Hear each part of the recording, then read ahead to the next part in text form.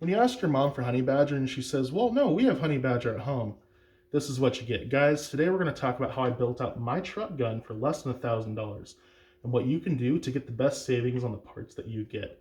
Without further ado, let's head over to the build table and we'll talk about what I've done. All right, guys, without further ado, here's the build. The idea here was to build out a pistol that would not only be affordable for the average suburban soccer mom or someone with a little bit of money, but even someone that's a concerned citizen on a budget. The price right here, not too bad.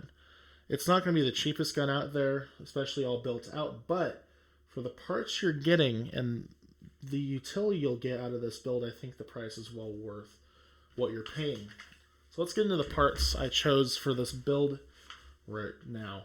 I started with a PSA lower. This was actually a really good lower for the money. You get some nice furniture. You get an upgraded trigger on it. That'll save you some time and money in the future because that's already the furniture I would have put on it down here. Great pistol brace. I'm probably going to change it out for something else in the future. And the trigger is actually fantastic for a mil-spec plus trigger. It's really good. I'll make that upgrade eventually, but in the short term, I'll be fine. The upper is also PSA. It's an 8.5-inch 300 Blackout upper.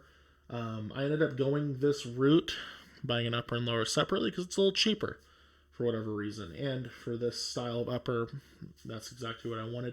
There's cheaper ones on PSA, but I just didn't like the form factor of those. Maybe you will. I'll put a picture of it here right now.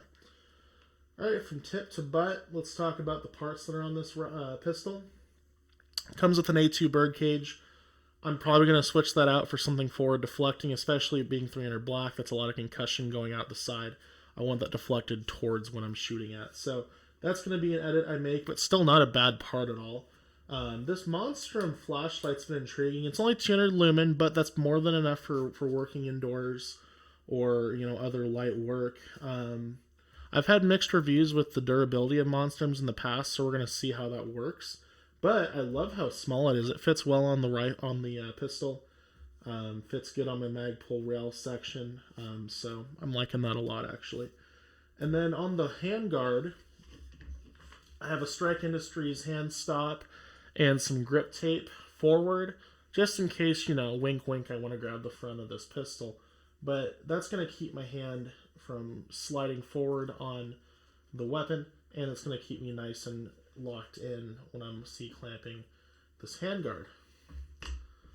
Moving further back, the upper actually comes with built-in QD slots, which is really nice on the handguard.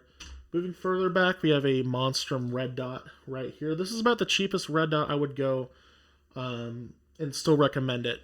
I almost went for a primary arms, but the Monstrum is a bit cheaper, and I wanted to give it a shot. I've heard they're extremely durable. I have one of their PVOs, and I love it. The red dots I've heard are durable. It's pretty heavy, though, for such a small red dot. I think the savings is in material there, but we're going to see how it runs. I like how it looks. It looks nice through the aperture, so we'll see how that goes. Moving further back, we actually have, this is an Irradian. This is a Palmetto State Armory premium charge handle. They're like $44. I'll put a picture of it here. But this is like one of the cheapest drop-in replacement charge handles you can get on the market.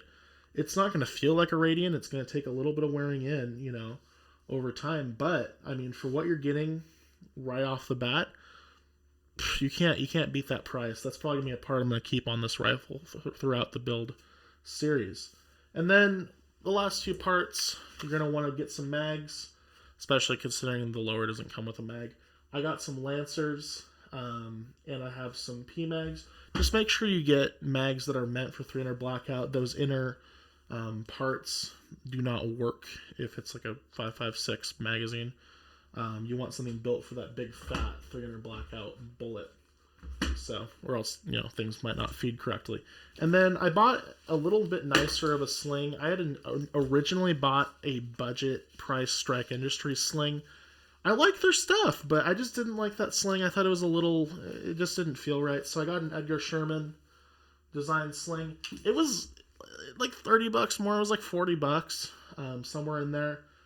cutie mounts are a dime a dozen. Those are cheap, but spend the money on a good sling. I've bought cheap slings, I've bought more expensive slings, and I will spend the money on a good sling every time.